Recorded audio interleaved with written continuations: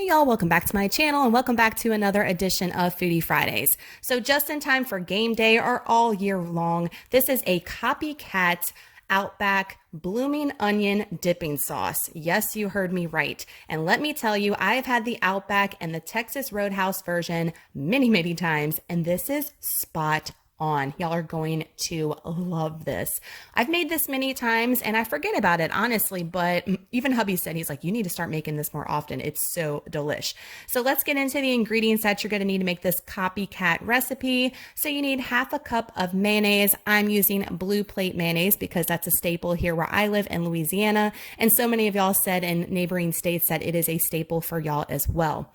2 tablespoons of horseradish, 1 tablespoon of ketchup, 1/3 teaspoon of paprika, 1/3 teaspoon of cayenne pepper, 1/8 teaspoon of oregano, 1/4 teaspoon of salt, and then just a little pinch of pepper. Yes, simple ingredients here. That is what I'm all about here on Foodie Fridays, but the flavor is big. So let's get into this Copycat recipe.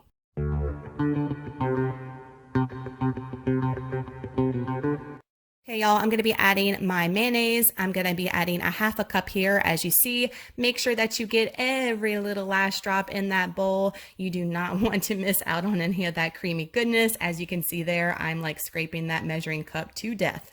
Then you're going to need 2 tablespoons of horseradish. I'm just using that Heinz. And I love these new measuring spoons that I got in Savannah on our girls trip, guys, at the Paula Deen store. I mean, look at these pigs. Shut up right now. 2 tablespoons of horseradish, and you want to make sure you get all of that as well. 1 tablespoon of ketchup. I'm using this brandless ketchup. It's organic and we absolutely love it. And then I'm going to start adding my seasonings. So I'm going to add 1/3 teaspoon of paprika. As you can see, I have 1/4 teaspoon here. So I filled up 1/4 and then a little bit more to make it 1/3. And then my cayenne pepper. Now this is not going to make it spicy, I assure you. And you need 1/3 teaspoon of cayenne. It just gives it the spice. 1/8 teaspoon of oregano. So you see I have a little pinch there. And then you're going to add your salt and pepper. So with your salt, it's just 1/4 teaspoon. Make sure you put all that in there. And then I'm actually using some ground pepper. You can actually measure it out. I'm just eyeballing it here. I always go overboard with my pepper if you follow me on Foodie.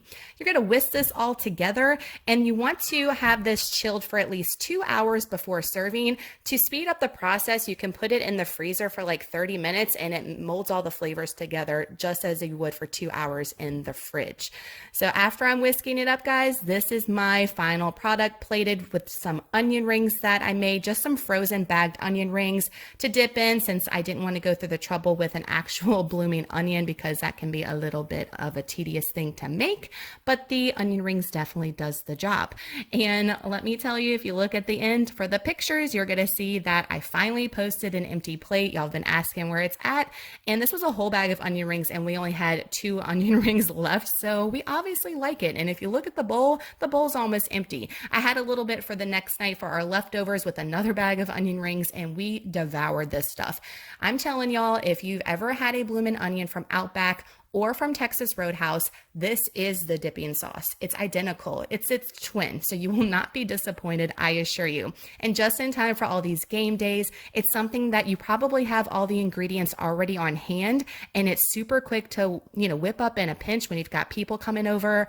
Such a versatile and easy recipe. It's one of my favorite little condiment side dish recipes to make. So guys, give this video a thumbs up if you look forward to and enjoy Foodie Fridays recipes here on my channel. Make sure to hit that subscribe button if you're not with me already. I'd love to have you a part of the YouTube family here. I post a recipe every single week here on my channel. So if you like to eat and you like to cook, I'm all about that life here.